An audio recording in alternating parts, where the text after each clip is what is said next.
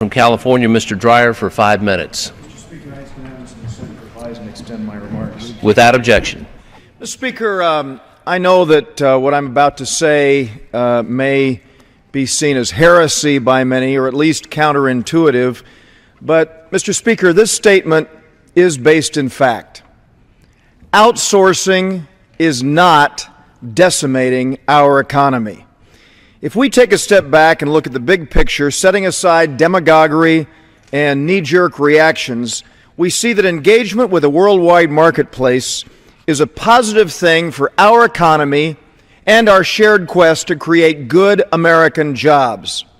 Being globally engaged takes many forms. It includes exporting our goods overseas. It includes imports. It includes complex supply chains that allow us to maximize comparative advantage and productivity on a global scale. It demands innovation, creativity, and adaptability. This is all part of the dynamic worldwide marketplace, and it does not constitute a zero-sum game. If a U.S. manufacturer can lower costs by importing some of their raw materials, increasing their competitiveness, and hiring more U.S. workers as a result, our job market improves. American workers benefit.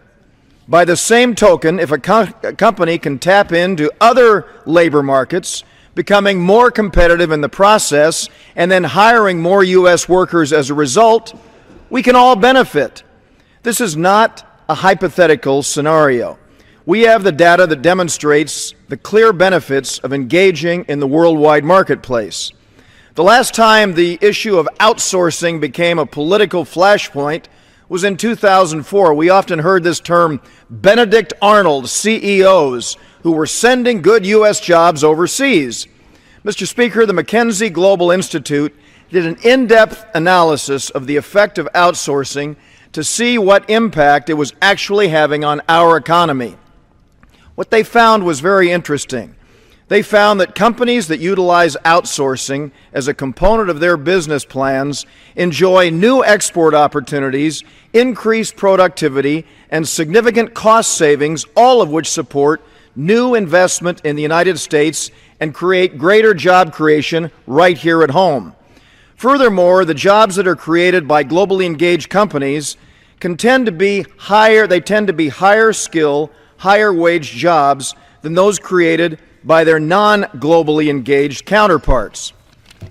And Mr. Speaker, the findings of the McKinsey report are only buttressed by my own firsthand experience. I'll never forget, several years ago, I was in Kathmandu visiting one of those call centers. Now, many would have viewed that call center as a symbol of outsourced jobs, and yet, when I looked around, I found U.S. companies right there. Now, I'm not claiming that all of these products were manufactured right here in the United States, but many were manufactured here in this hemisphere. They had names on them like Carrier air conditioners. There was a Westinghouse refrigerator there, Dell computers, and AT&T telephones. Rather than stealing jobs from Americans and this hemisphere, this call center epitomized the very way that global engagement benefits us all. It is simply inaccurate to claim that every job created overseas destroys a job here in the United States, and it completely misses the point. Rather than demonizing those who are trying to build competitive companies that grow our economy and create opportunity for Americans, we should be looking at what we can do to attract investment here to the United States.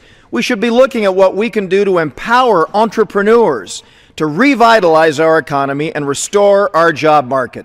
Mr. Speaker, attacking private enterprise won't create a single job here or elsewhere.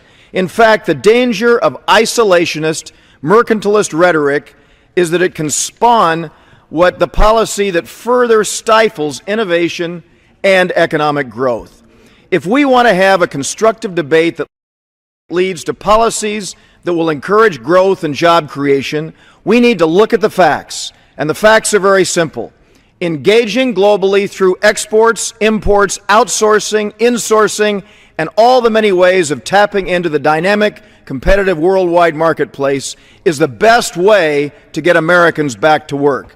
Mr. Speaker, I urge my colleagues not to succumb to the politically expedient but economically damaging rhetoric of isolationism.